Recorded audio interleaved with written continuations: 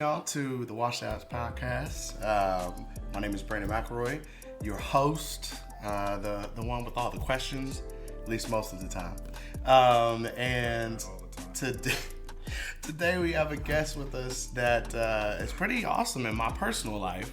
He's a pretty great person, brother, friend, father, all the titles. You pretty much have them all. You're a trainer.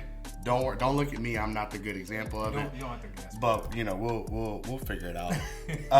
But truly want to welcome you guys to episode 2 of the Wash Out podcast. So as you already know, we are really here to have a conversation with you. Make sure that you understand you are not alone as a father. If you are stuck in the middle of juggling family, bad jokes, semi-decent style, all those kind of things, this podcast is for you. We're gonna have a little fun with it. So today, we have Mr. Syl Eddy. What's up, man? How you doing, sir? I'm good, brother. You good? I'm good. I'm healing still. You know the journey. We could talk about that. Okay. Going forward, but I'm doing good. Good, man. I'm glad to hear that. I'm appreciating you coming on because I know you got a lot going on. You're busy. You're a busy man.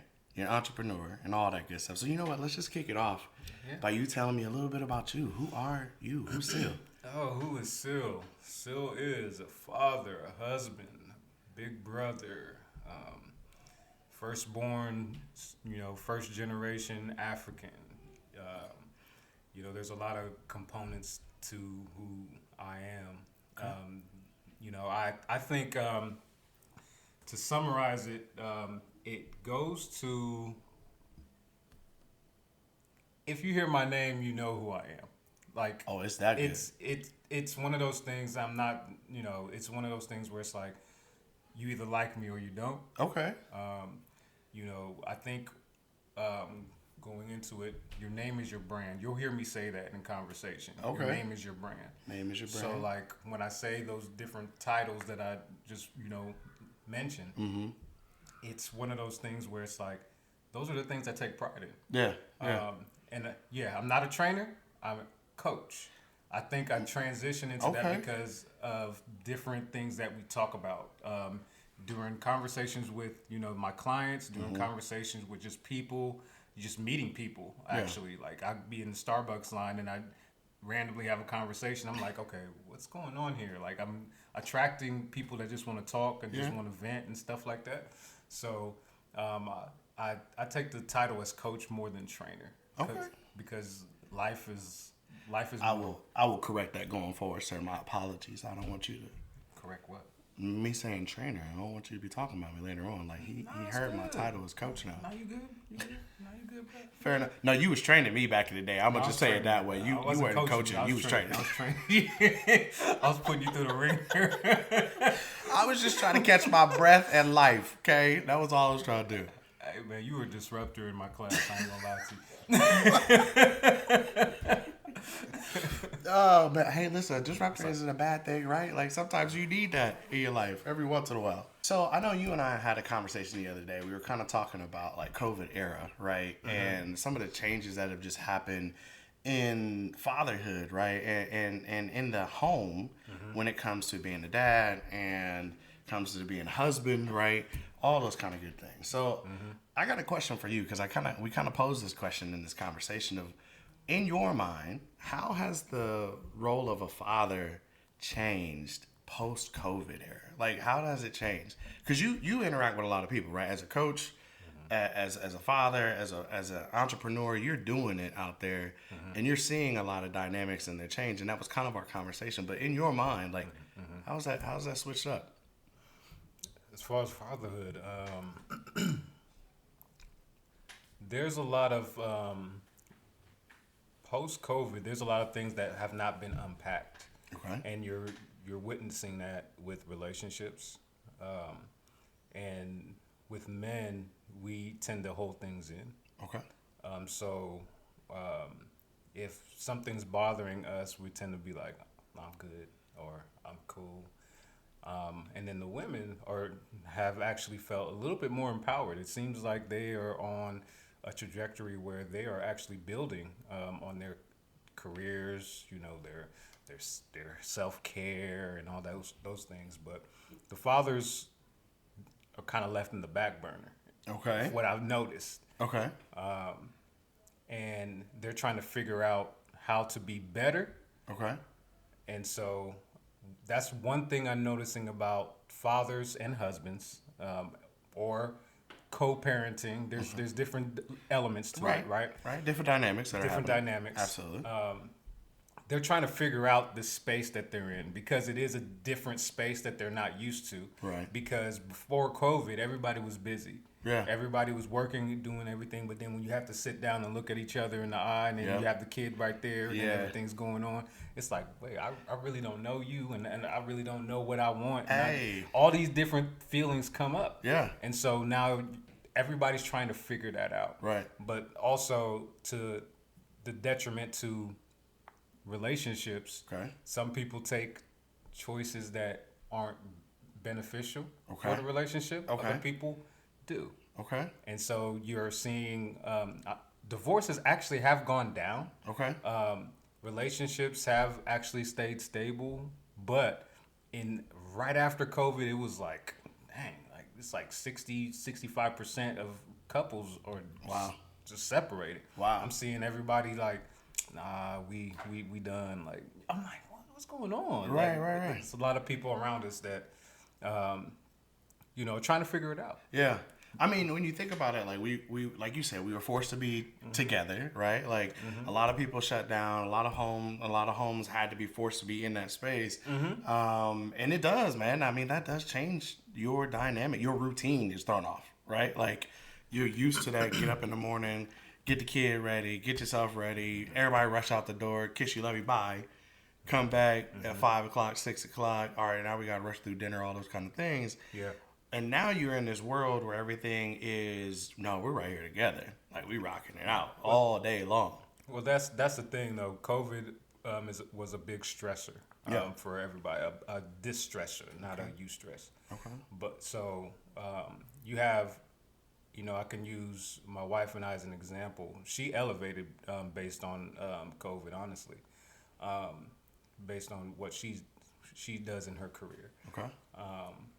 Me, I couldn't go to the gym and train people because the gyms were shut down. True. So I had to pivot and do online for a while, but it wasn't the same. Okay. Right, as far as the income I was bringing in. Yeah. And so you have those different dynamics, and again, you have two self-employed individuals in the height of COVID, and so. That did cause, a little bit of I guess you could say, turbulence. Okay. It caused turbulence. And so when it comes to relationships, it does take work. It doesn't matter if you're married, if it's your best friend, everything. Yeah. There's going to be some turbulence that you have to work through, but you have to have the emotional maturity to understand where you're at, where they're at. Sometimes you do have to give them space. Sometimes they have to give you space in order for you to grow. Yeah. No, that's understandable. Turbulence. I like that word. Yeah. It's a little bumpy, a little rocky, but it's not completely the plane going down. It's just like being in the ocean. Like, the ocean sometimes is smooth. Okay. And other times there's those waves where it's like, we've been on boats before. Yeah. So it's kind of like that. That's how it feels. That's how ebbs and flows. Ebbs and flows of a relationship. All right. I'm with you on it. So when you're talking about this turbulence, right? And I mean, you brought up your wife, and shout out to Miss Eddy. She's good people out here. I'm not going down for you. Love you. I'm not going down for you. I'm just going to let you know that right now. Love you. I am going to let you sink that boat by yourself. No. But good people. We appreciate it. But thinking about turbulence, right? When you kind of talk through that, and you talk about, I mean, your personal situation, your personal relationship with your wife, you both are entrepreneurs, right? Yeah. That in itself is already can be rocky, right? Depending on like the ebbs and flows. Individually, it's rocky because you get in what you put in when it comes to that. But when you have somebody that is also doing the same thing, but then you tie a kid into it, like you have to be on point because there's going to be some stressors where you're just like, okay, I didn't get new clients this month. Right. Or for her, she's in real estate. Oh, I didn't, the deal didn't go through this month. Yeah. And so you have those dynamics where the bills got to get paid, Yeah. people got to get fed. Yeah. Lifestyle. Everybody wants a certain lifestyle. That's true. So you have all those dynamics where it's like internally that puts stress on you. Okay. It's an honest thing that people don't want to talk about, but it's necessary to talk about, because then it's like, okay, if things don't work out, what do we need to do? That's why sometimes it is good to pivot. It is good to change direction a little bit. The main goal is to make sure that me as a father, I'm big on protection. Yeah. And so I want to make sure, Malachi he has food, he has clothes, all those different things. He's having fun. I want to make sure that he has those things going on. So as long as he has what he has and doesn't understand the stressors that are going on around him, I'm cool with that. Okay. If that makes sense. That makes sense. So I want to dig in a little bit, because you said we need to talk about those things. So we're going to talk about it. So the stress of the relationship, right? And you can take it for whichever route that you want to go, because you mentioned a couple different routes. So the basic stress of, I shouldn't say basic, but the stress of two entrepreneurs in the home during a post-COVID era where both lines of business are impacted, right? With interest rates going up and crazy, that can impact the real estate market, right? With people's interest rates going up and having more money going out the door, that impacts, the coaching market as well. So talk to me a little bit about the stress and how you both manage that process, but specifically you being a dad to a young black boy, right? Like, how does that work out from a stress perspective? How do y'all work through that? I ain't gonna lie to you. I think during that time where we were on lockdown, it was so peaceful. Okay. We had a row machine that the gym that I was working at previously, they allowed me to take the row machine in there to my house, and I was able to row. I had weights in there, Malachi, just trying to row and all that stuff. Yeah. And, Brittany actually, her business was thriving because people were really trying to get a house. People were taking advantage of the situation. Yeah. And so things were actually very peaceful. Walking, there was not a lot of people around. And I think at that time I was a little more introverted. Like I'm an ambivert, so like introvert, extrovert, like it all depends, on the day, honestly. But it was more peaceful during that time. So it also allowed us to we were good during that time. I think once things opened up, I think a lot of different elements, so outside elements. So, a lot of people were stressed. Yeah. And so you let that outside noise affect you a little bit. So now you're back to the hustle and bustle. And one of the things that I'm not for at this point in my life is like hustle and bustle. Just because it just causes kind of like it's a stress that you don't need. There's working hard. Right. There's a difference. Yeah, you're gonna work hard. You're gonna set a plan and go for it. Absolutely. But the hustle and bustle, my back is against the wall type of mentality. That tends to lead to more stressors. Okay. And so I felt that once everything opened up, and that's where things kind of got turbulent. Okay. At least on my end. On your end. At least on my end. All right. Yeah, at least on my end. So pressing through that turbulence and kind of fast forward into today, what does stress look like for you all today, and how are you pushing through that? Stress looks like the main thing is because my health was affected due to stress. Okay. I have to focus on my health, and I've always been in shape. I've always been able to do things that people want to do. Yeah. It's different now. It's a different normal. So I'm working my way up to it. So it's like to put it, for example, people are trying to lose weight or people are trying to gain weight. I'm trying to gain weight. Not many people are trying to gain weight. I'm trying to gain my weight back. Right. But the hard is still the same. It's equally as hard to do. Okay. So it put me in a level of empathy where I'm like, I get what you're saying now. With my clients, I get what you're saying.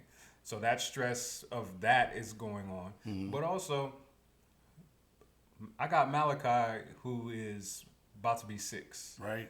Very, very brilliant kid. Absolutely. Very brilliant. Knowing that I have to be healthy for him actually causes you try not to worry. That's the main thing. Yeah. You know what I'm saying? So you have to keep your health intact so that way you're there for your child. Right. And so that's where I'm kind of like, okay. But me, I'm an overthinker. Okay. Naturally. And so I'm kind of like, I gotta do this. But then also as a husband, I'm also doing that too. Right. Because it caused her stress because she had to maneuver when I had my health scare and all that stuff. Yeah. And so it's the stress right now, I would say for myself is more so working back to being either the version that they saw before I got sick or better. And so that's a challenge because I've never been in that space where I have to work up as much. Yeah. It was easy for me before. Absolutely. Now it's kind of like, I ain't gonna work out today. or it's kind of like, no, I'm not gonna read my book. Or it's like, I ain't gonna do those. I ain't gonna do those cold calls. It's a lot, because the energy and everything that I have, like you have to have the energy. You have to have the. Motivation is temporary, but the discipline. You have to have the discipline to do the day-to-day things, and because of my natural energy that is not as what it was, it's getting back to that, but. It's hard. It's an uphill battle. So I guess that's to put it your point. That's the stress. Okay. I love what you said there. Motivation is temporary, but it's about the discipline. And I mean, I remember some of that terminology coming in when I was. You ain't gotta laugh. That's not even necessary. See, you try to just throw me out like.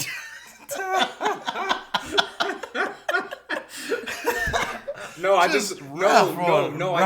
No, man. I just remember the quotes, man. I just remember the situations where I was saying stuff to you, and you got so mad. I particularly remember a day where you put me through a lot of stuff, a lot of stress. I'm gonna use your stress to the point where I was laid out on the floor, and somebody in the gym, maybe sitting next to me, screamed out, "Dead body!" Do you remember that? Yes. Oh man. Oh, you was about to be a meme, like. I'm grateful there are no pictures from that day. I'm just gonna say I'm grateful. At least I don't think. No, I ain't gonna do that. Good. Thank you. To my clients, man. God, man, listen. That's not the move. I'm grateful. I am very grateful.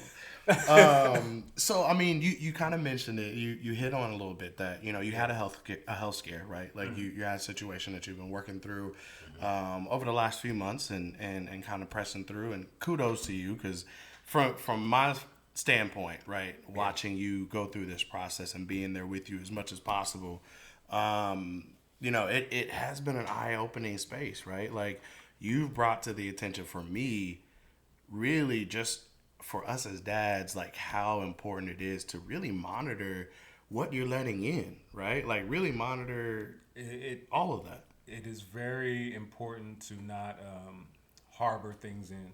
Okay. Like early on in our conversation, I said, when somebody asks, "How are you?" "Oh, I'm good. I'm straight." We quick with those answers. Day's good. Yeah. When really we're screaming inside. We have to find an outlet. And one of the things that, I've learned and I've learned from other people is you don't have to look for one individual person. Okay. To vent to or to talk to. Okay. It takes a tribe. Yeah. So you have to understand who your tribe is. If you're married, it doesn't have to exactly be your wife or husband that you have to always go to. Yeah. Because also they have the responsibility of harboring whatever you're dishing out to as far as your issues. That's fair. But it does take a tribe, and you have to understand what people are, what season people are in for them to actually take what you need to say. Okay. And so you have to read the room. Okay. Read the emotions of the people around you. Know who you can talk to. I have a circle of people that I put everybody in. Yeah. So I have my tribe who I can tell anything to. I won't feel unapologetic about it. I have associates. I have no.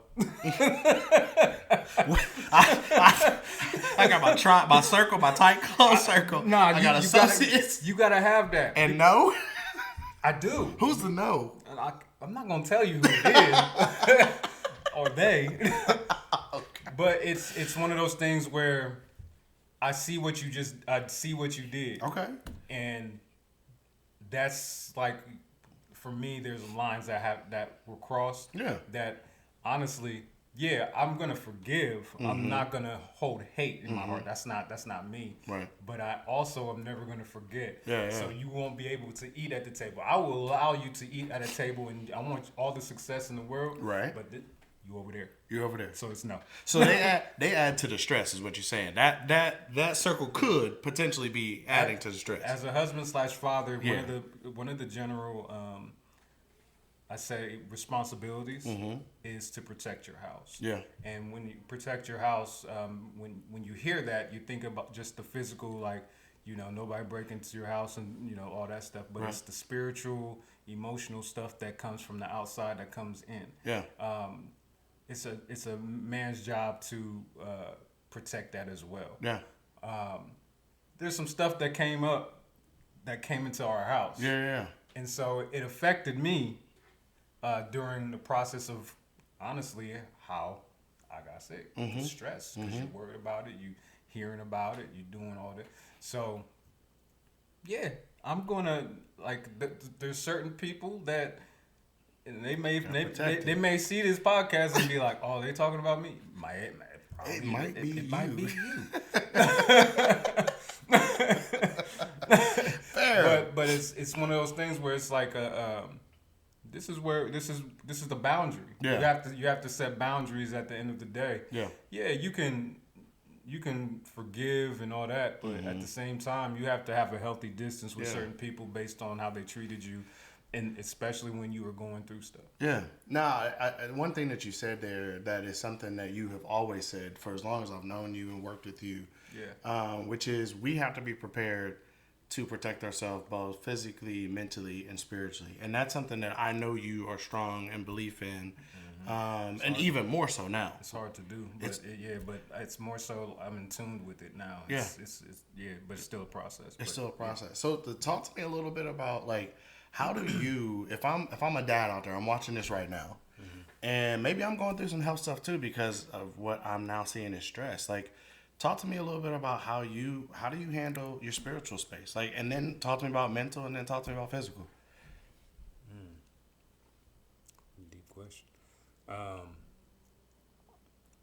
One, you have to find what makes you happy. It could be something simple as playing the game. Okay. For me, it's working out. Okay.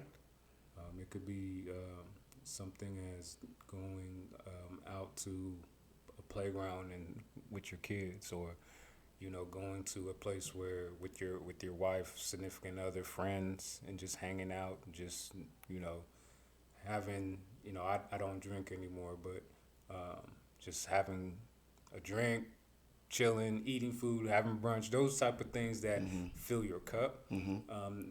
That's on one level. The spiritual side, I'll leave that up to where your spiritual side is, because everybody has a different spiritual lens, I guess you could say, or different. Fair. So I'm gonna be the one that said, "Go to church." No, I'm just go see somebody. Church is everywhere. Church is everywhere. Church is everywhere. Doesn't have to be a physical place. It doesn't have to be a physical place. I'm with you. So especially if it's the wrong one. That's another That's conversation. a whole nother I'll leave that where it's at. conversation. Keep going. My apologies. No. That's a whole other conversation that we can have. My apologies. So spiritually, just kind of finding your space. Is finding your space. Okay, gotcha. Finding your space. Whoever your higher power that you feel. Your conscience is your spirituality. Okay. So tapping into that a lot more is beneficial. Okay. And then going into the emotional side, emotional intelligence is so important. Yeah. I talk about that a lot with a lot of people, especially the teenage boys. As a man, you have to be emotionally intelligent, because if you're not, you're basically not going to succeed. I don't see any unemotional intelligent people tend to fall. Yeah. It could be later, it could be soon, but eventually they end up crashing. They're going to make a decision. Mm-hmm. Okay. And so working on your emotional intelligence, men and women, really need to hone in on that. I think we focus too much on the IQ, the intellect, books, and yeah, you're supposed to do that. That's part of it. Right. But the emotional intelligence is what drives you into, I think, when it comes to legacy. So the things that you instill in the household. So the energy that a husband, well, let me go this route because things are different. A father and a mother, what they bring to a child or children, as far as their energy wise, their emotional intelligence, that carries on. Yeah. That does carry on. Yeah. And so it's very important for the self-development piece where they're working on themselves. You know, whatever they have to unpack, regardless of what they're dealing with, they have to understand that for themselves. So that's self-awareness as well. You get what I'm saying? I get what you're saying. No, that's definitely important. And I think we as fathers, sometimes we don't think about the lasting impact, right, of that reaction, the lasting impact of that conversation, that situation that maybe we're showing our child, right? Maybe it wasn't truly what we were trying to do, but we weren't spiritually, mentally, physically connected at that moment or grounded. And we have an outburst, right? And not saying that everybody's perfect, right? We're going to have those moments, but being able to circle back, have a conversation with your child might be this thing that needs to happen. I mean, have you experienced that ever, or anything that you maybe had to go back and say to Malachi, like, hey, let me talk to you a little bit about absolutely. Absolutely. There was times where I'm like, let me see. So I'm laughing at it now, but I was like, dude, what are you doing? That's stupid. Nobody does that, like language like that. Yeah. And then he would look at me and he just started crying. And then looking back, I was just like, okay, hey man, I don't think you're stupid. Right. I think you're the smartest kid in the world. I just didn't like your action. I love you. I just didn't like your action. And so let's make a conscious effort. For me, I will not tell you that again. And for you, you're not going to do that action again. Do we have a deal? And I put my hand out, and he's like, deal. Like,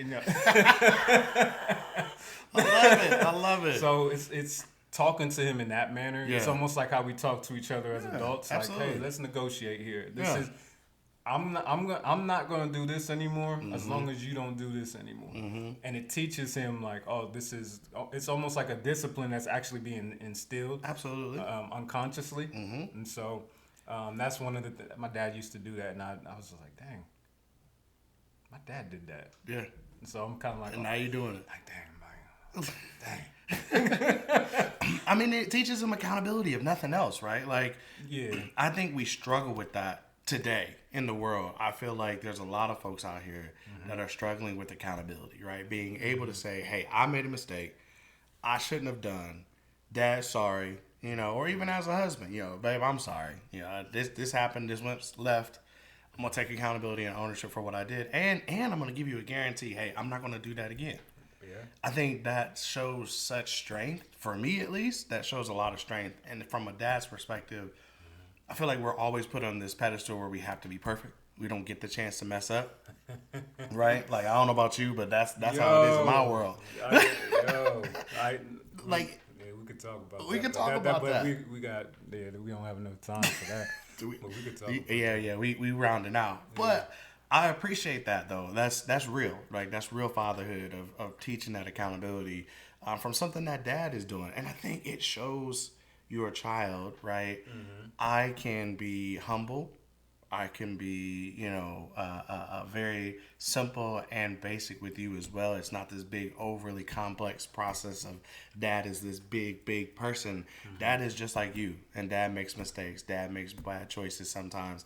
And I have to own that, right? And have that conversation with you so that when he goes to school and he has an interaction with somebody, he can come back and say, you know what? My bad. I apologize. I didn't mean to do that. This is what I really felt. And I'm going to take ownership for what I did. I won't do that no more as long as you don't. And if you do, you about to go in that nope category. Hey, people about to use that. I hope y'all use that. I'm about to You got your tribe, you got your associates, and you got nope. I need to rearrange some of them categories. I feel like I got some folks in the wrong category. Man, I know some people that you know. Are you rearranging my category already? Is that what you're saying? I need to move some stuff around. If you tell me so and so, I'm gonna be like, nah, that ain't the move. That ain't the move. Hey, I will say you were always one that will tell me straight. I'll keep you 100. You keep me 100. This morning, y'all should have heard him. He kept me 100 coming in the door. You good? Because you don't seem like you're good. I'm good. Just try to wake up. That's it. It's early for you. No, this is not early for me. I was about to say. This is midday. But you know what? I'm gonna take accountability right here. Okay. I had scheduled this on Monday.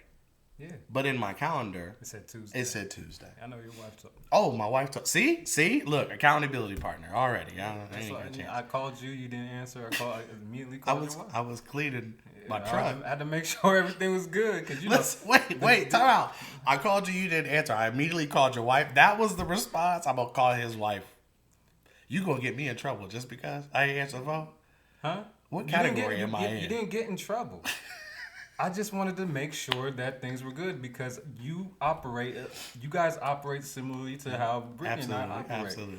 So, like, she will know, like, 10 o'clock on my ear. Like, You're right. I'm just saying, the boss called me while I'm trying to clean the car, and I was like, yes, ma'am. Let me hurry up. Yeah. You probably looked at me and was like, oh, I'll call you back. And then wife calls like, oh, hold on.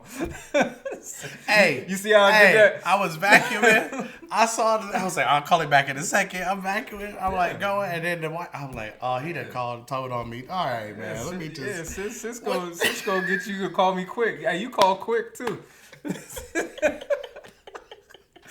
She got me whipped, bro. She got me whipped. I'm just trying to be a good dad out here. That's it. Good husband. That's your best friend, man. Oh, man. She keeps me together. Your partner's supposed to be your best friend. Hey, that's it. Your partner's supposed to be your best friend. That's the glue. If they're not your best friend, and that's another thing with COVID that we've seen. That's true. They weren't best friends. They obviously weren't. Yeah. You know, and that's where you see the falter. You discover some stuff in there. Mm-hmm. Like now, people are going to change regardless. As we get older, we're going to change. Yeah. Our physical being, even like how we think about the world and things like that. You're going to change in those processes, right? But at the end of the day, if you don't have that glue, like even like okay, for me, I lost 30 to 40 pounds, right? My wife still loves me the same. She may be like. She probably I know my wife. She probably like I want him to gain that weight, but at the end of the day, that's not who she married. Right. She married the person like holistically. Absolutely. Not just. She said, "And what is it for sicker and for better or worse, there you for go. rich or poor, till death do us part." Woo. Man, I ain't. Look, I'm fighting. Yeah. Yeah, I'm fighting, man. Like, it's crazy outside. I don't want to be outside. I don't want to be outside. I ain't trying to walk around. I ain't trying to look for nobody. It's too much out here in 2024. I'm gonna just tell you that right now. I run home.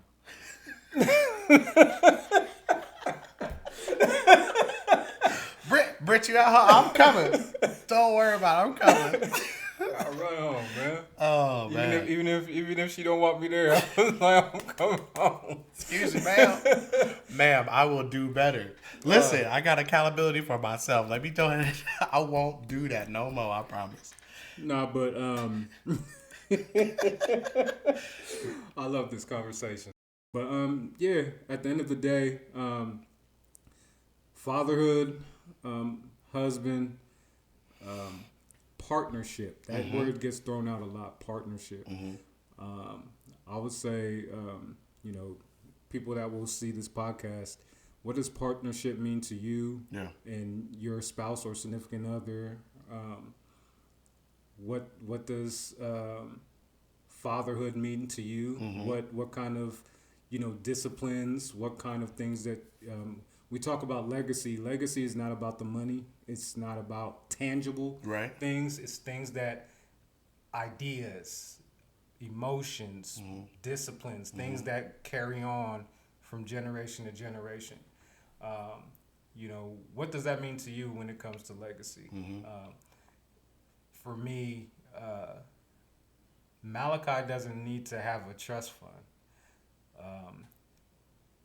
We're doing that. It'd be nice. No, well, he got one. We already know. But if we didn't do that, right? Legacy would be him having the tools to create his own. That's true. That's legacy. Absolutely. And then he can instill those talents, disciplines to his kids. Yeah. If he wants kids. Yeah. And that's legacy to me. Absolutely. Absolutely. Well, man, this was a great conversation. I mean, we talked about, motivation is temporary. Discipline is where you got to be. Yeah. We know what circles people are in. I might need to check up on where I am in that circle. We know where the circles and where people need to be. I'm telling you, spring cleaning, man. Spring cleaning. Hey, it is that time. You know how many people I deleted off my social media platforms. Man, let's talk about certain stuff you don't need to consume. That's true. You got to be careful what you bring in. I mean, that goes to that spiritual, mental, and physical, right, that you talked about. And really understanding where people need to be, where you need to be as an individual, and having that. And then we also talked about that accountability, man. And making sure that we're accountable not only to ourselves, but to those that look up to us, those that are watching us, watching these washed dads. And you officially, I just want to say this because I am the person that I am. You used to be all like real physically fit, and I know technically you still real physically fit, but you looking like a washed dad right about now because you still trying to get back to that 40 pounds that you lost. But that's okay. I had to get my jab. I had to get my jab before we got up off of here. That's all. I wanted to make sure I got my jab before we ended this. Because you always used to tell me, I'm going to trip you and beat you. That was what you would always say. Now, I have the opportunity to get you for at least the next, couple of weeks maybe. Because I know you coming back with a vengeance. I'm already seeing it in everything. So I got to get you where I can get you. As a brother. As a fellow wash dad. I'm gonna put this out there, and you better put this when you edit. Keep this on here. All right. Say it for the people that can hear you. Go ahead. You gonna hate me when I get everything back because I'm coming back. And when I come back, Why you looking at me like that? I'm about to be Petty Eddie. Petty Eddie officially. That's the slogan for 2024. Petty Eddie. Mimic that at LLC.